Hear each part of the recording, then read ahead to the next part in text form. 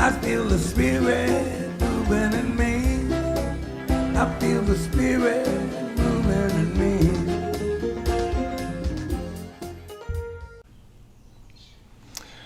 Writer and poet Ambrose Bierce once wrote, "When you are angry, you will give the best speech that you will ever regret." We can feel powerful when we're angry. Many people actually enjoy being angry. There's kind of an addictive and powerful pleasure associated with the expression of anger. Anger can be positive, and it can motivate us to get things done. Anger can also compel us to give the best speech we will ever regret. This talk, I will share with you a practice that you can use in taming your anger, taming your frustration and your anxiety so that you never give the best speech you will ever regret. Cool. In a city, a long time ago, a demon walked in while the king was away. The demon was so ugly. He smelled so badly, and everything that he said was so disgusting that the guards and the other palace workers froze in horror. This allowed the demon to stride right through the outer rooms into the king's royal hall and then sit himself on the king's throne. Seeing the demon on the king's throne, the guards and the others came to their senses. I bet they did.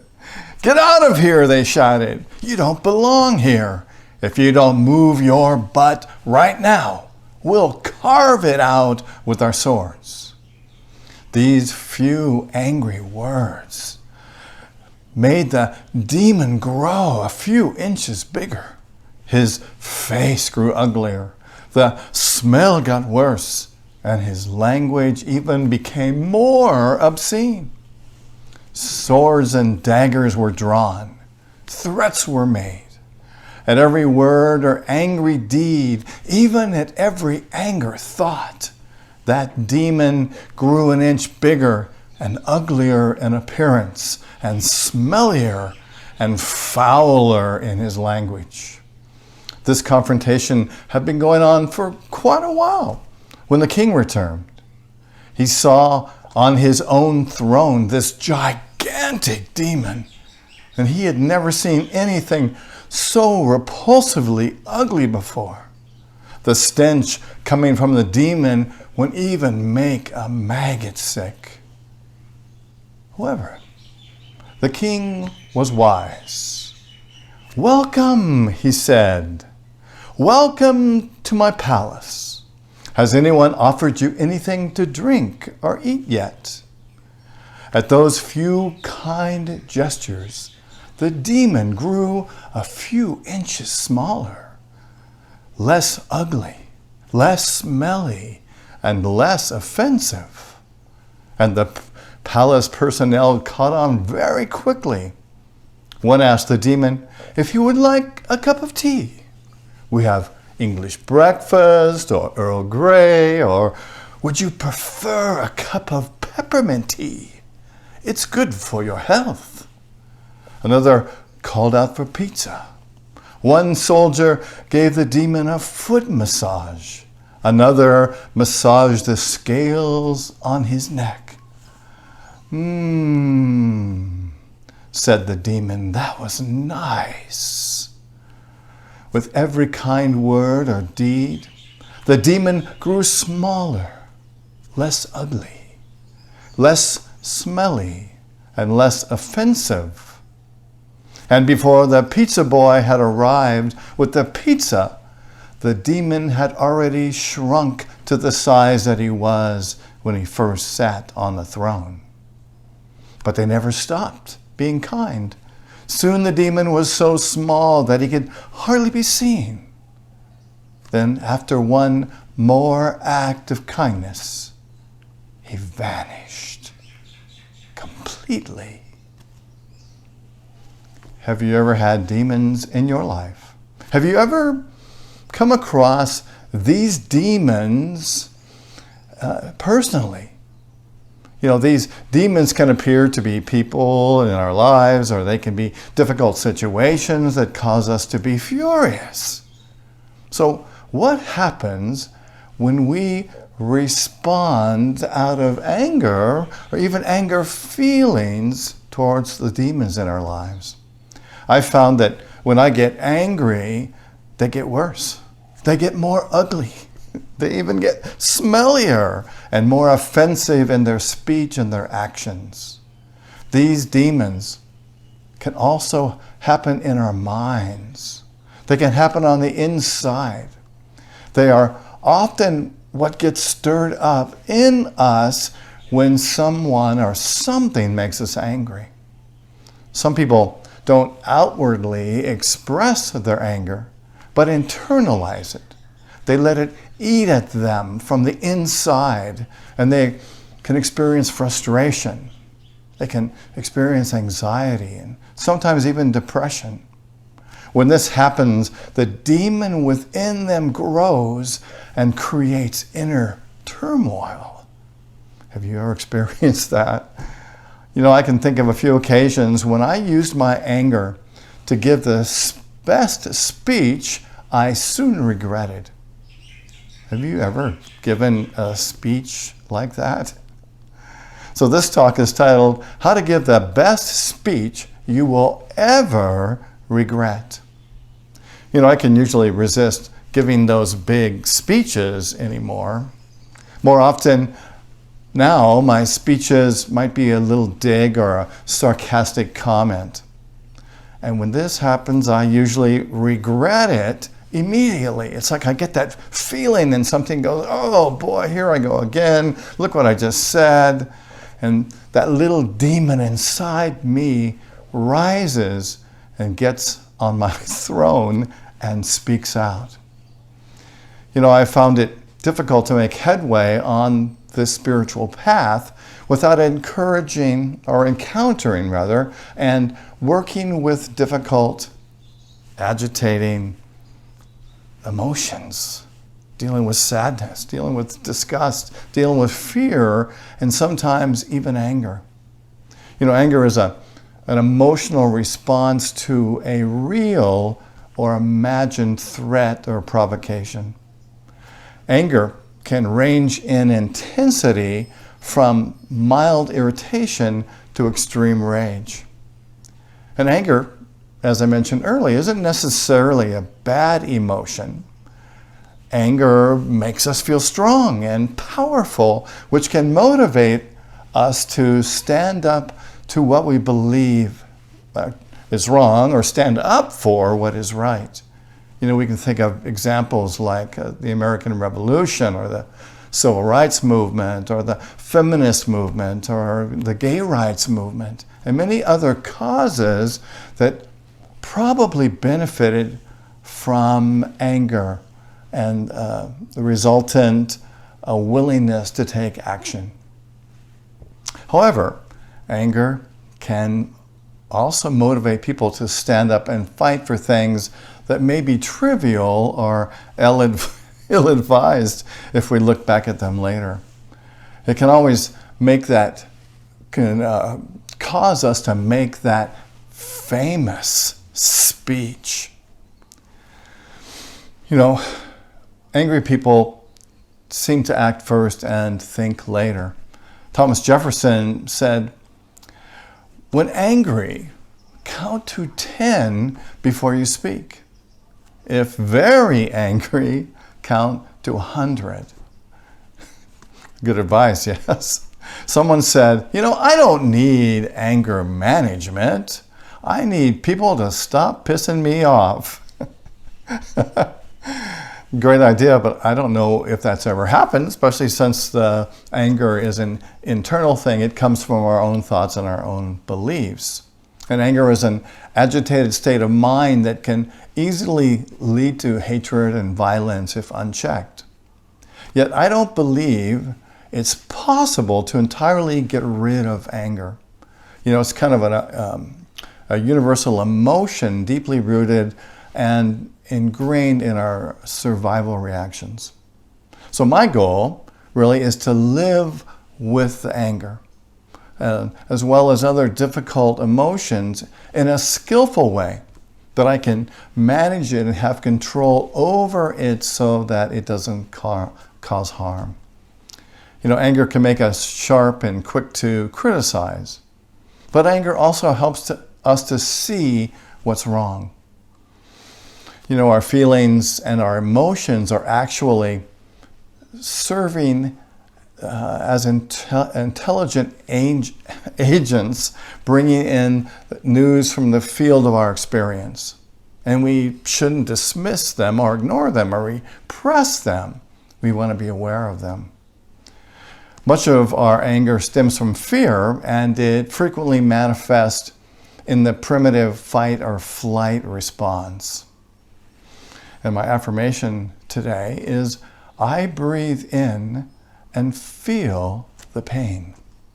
I breathe out and release the pain and know that it has no power over me. Listen as I say it again. I breathe in and feel the pain. I breathe out and release the pain and know that it has no power over me. A friend of mine gets migraine headaches, and sometimes they can be very severe and last for many hours. And when she gets a migraine headache, she tries to find the darkest place and the most quiet place that she can be, because everything is amplified when she has a migraine. And she'll often just lay there for hours in pain. And she's tried everything to get rid of them, medication and doctors and all kinds of things. And her migraines often cause her to get tense. And in the past, she fought them and even said things to them like, get out of here. You don't belong here. I hate you. Leave me alone. And recently, she discovered an entirely different strategy that is very effective. And instead of trying to push them away, she invites them in. She will let herself feel the pain and totally absorb it. It almost seems kind of counterintuitive, doesn't it? To embrace the pain, to embrace the hurt. However, we know that what we resist persists, and it's the same with thoughts of anger, it's the same with pain. If we can oftentimes just let it in and let it offer the gift to us that it's there to offer us. In a sense, our bodies are like children.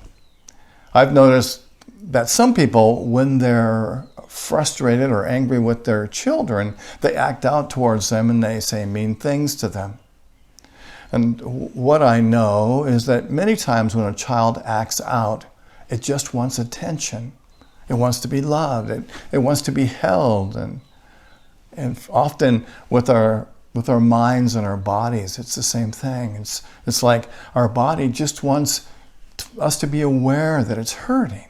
Oftentimes our mind just wants us to know that it's in pain. So when we are anxious or afraid or hurting, what we want to do is to remember to take care of them in some way, to pay attention to them. And my affirmation again for today is, I breathe in and feel the pain. I breathe out and release the pain and know that it has no power over me. Thich Nhat Hanh taught a fabulous anger mindfulness practice that is very valuable in transforming anger, transforming anxiety, transforming pain. And his practice invites us to breathe, to feel the anger, to feel whatever it is, the frustration or the anxiety or even the pain without judgment, and just to be with us, or to be with it. Even to locate the places in our body where we feel uneasier and the places that hurt. And just kind of let the emotions swirl around us like an autumn breeze. I love that analogy, just to think about those emotions and those feelings just kind of moving around and changing and swirling in our awareness. And then to find calmness within, to find calmness within the anger, within the anxiety, within the pain, to know and recognize that which is bringing us pain, but to know that we can not be affected by it. So I'd like to take us through a meditation to put this practice into motion. So I invite you to close your eyes and take a deep breath. And just breathe into this moment, feeling totally at ease and restful, and breathing in and breathing out. Letting go of anything that might keep you from being totally present in this moment. Breathing, living, loving, and being present. And so perhaps there is something in you that desires attention today. Maybe it's some pain somewhere in your body. Maybe it's some fear. Maybe it's anxiety, some sadness. And so I invite you just to be aware of whatever it is. Breathing in, I feel this pain. Breathing out, I feel this pain.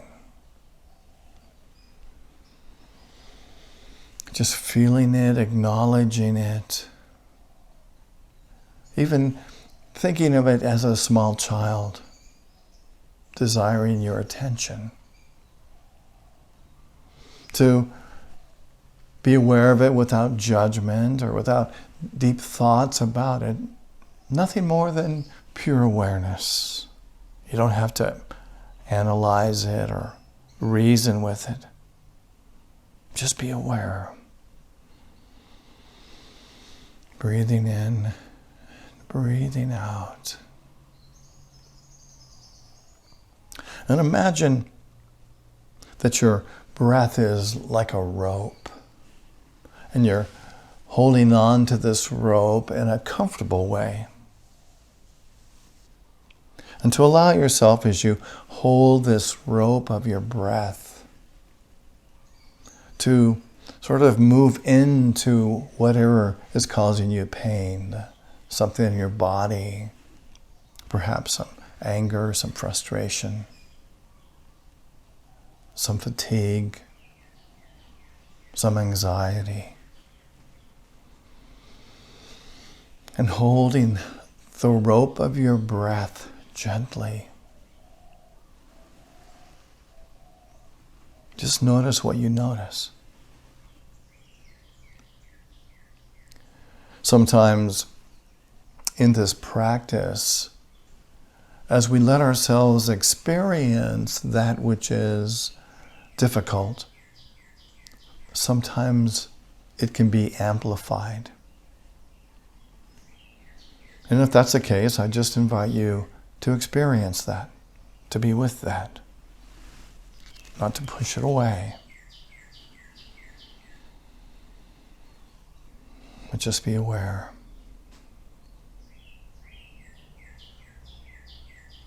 And then remembering the rope of your breath as you continue to breathe,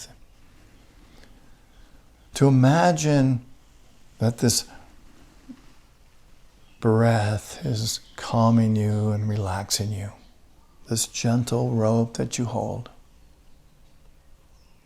And imagine that all of the things that have been irritating are now floating around you like an autumn breeze.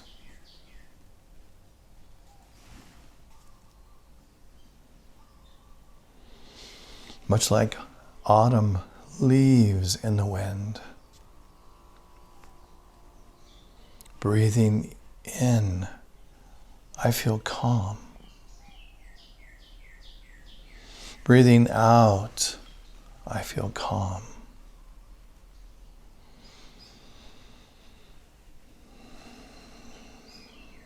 Relaxing into this moment.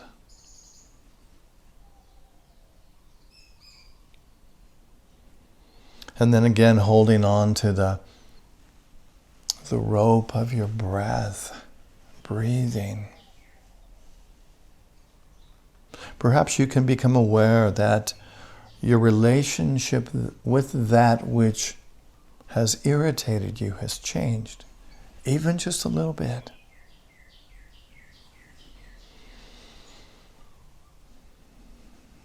And celebrate even the smallest decrease in anxiety or pain, fear. And breathe into that feeling of relief. Breathing in.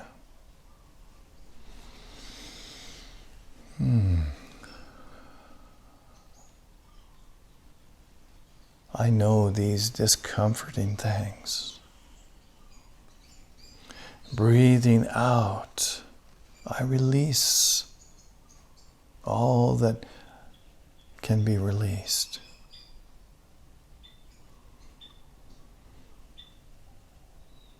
And let's just take a moment or two to join together in the silence, being aware of this autumn breeze, shifting, moving, loving you in the silence.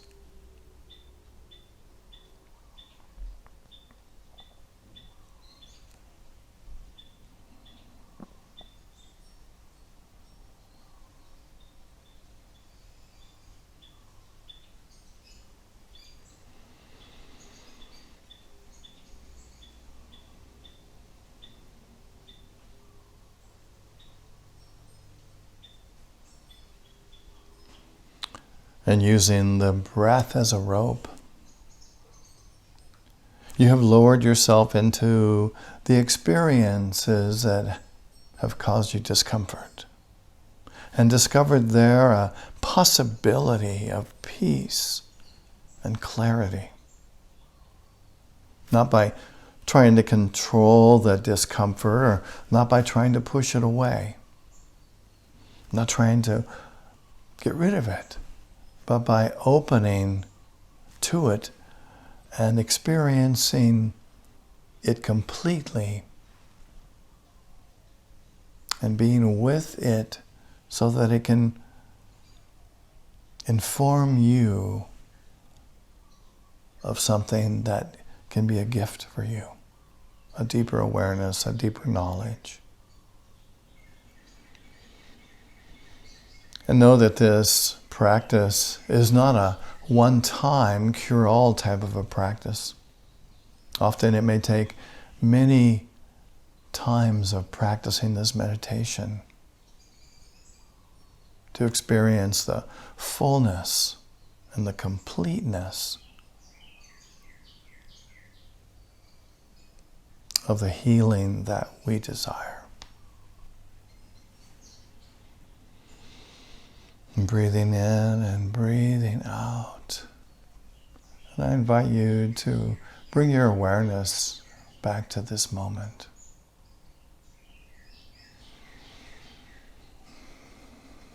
Resting in the comfort of this truth, of the safety in this moment. And I invite you to open your eyes whenever you're ready. Breathing in and breathing out. I experience peace.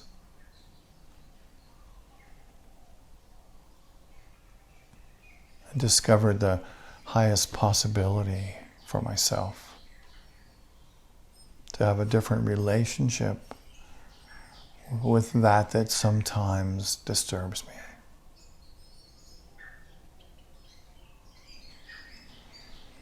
You know, our anger is a gift.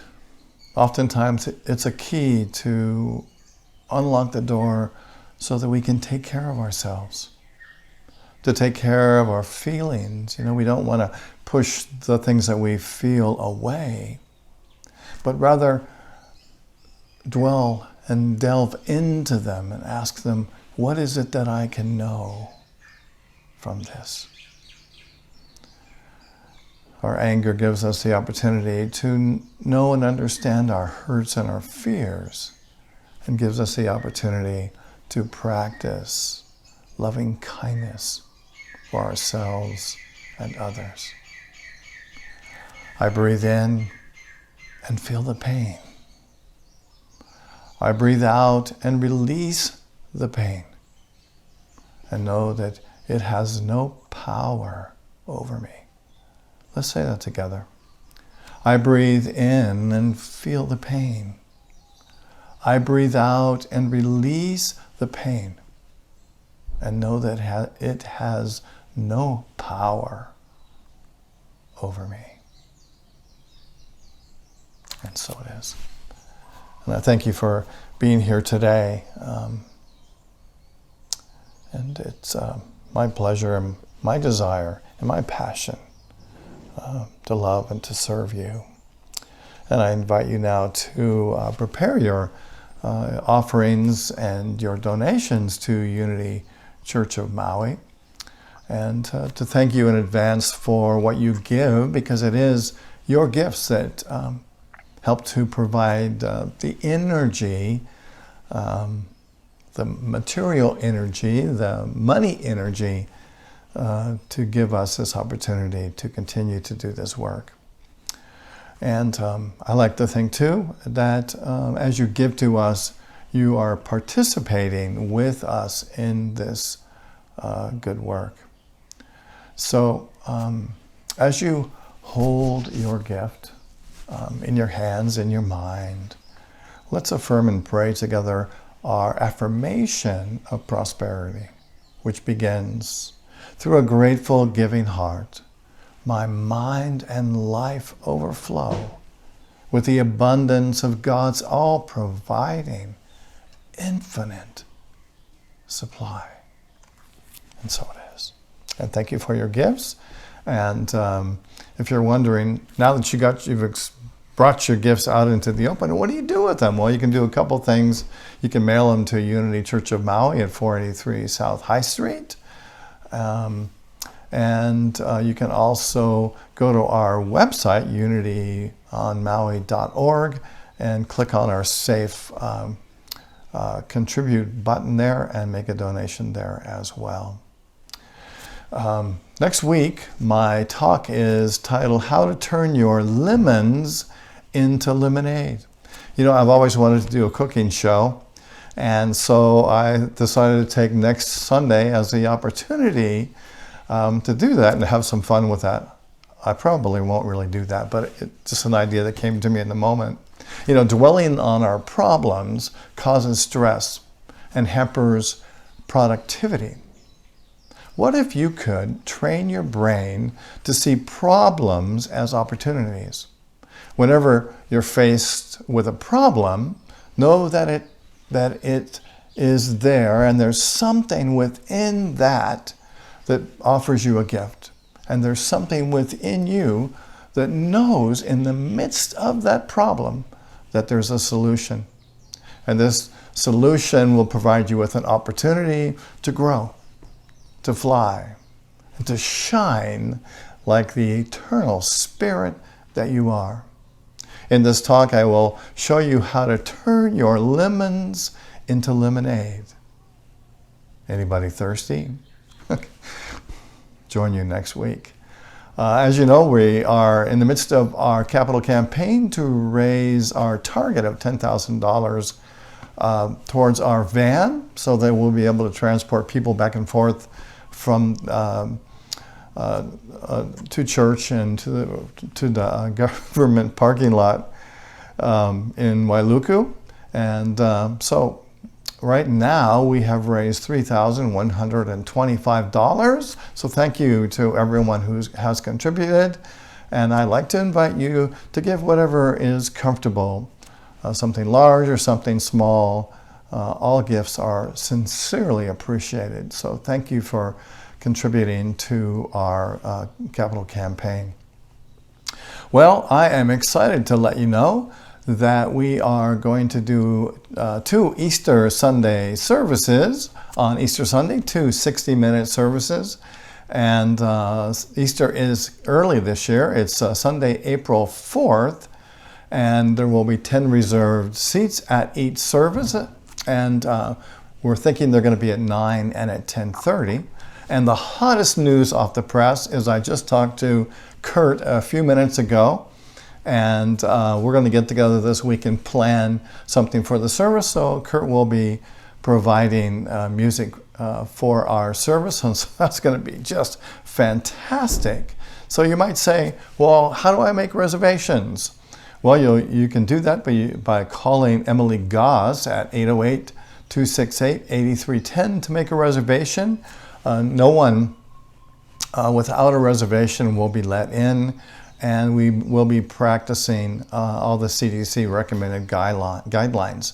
So your safety is our number one priority, and of course everyone will be required to wear a mask that covers your nose and your chin, and we'll practice social distancing, and we will not be singing. So call Emily to make the reservations, and we'll look forward to that. That'll be a great time. Again, the times are 9 and 10:30, and Emily's number again is 808-268-8310. And that's going to be great. How great to be together, even if it is a small gathering. And if you enjoy this broadcast, you can find other videos like this one on our YouTube page, on Unity Church of Maui's YouTube page.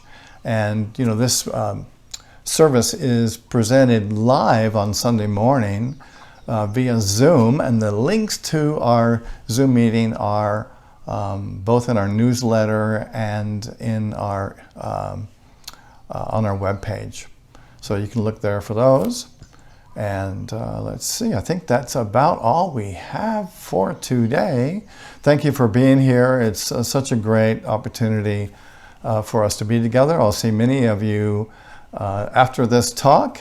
And so why don't we end together in our traditional way by praying together the prayer for protection, which begins, the light of God surrounds us, the love of God enfolds us, the power of God protects us, and the presence of God watches over us wherever we are. God is. God bless you, my friend. I love you. I bless you. I appreciate you. And I behold the Christ in you. Until next time, aloha. Where I live, there are rain.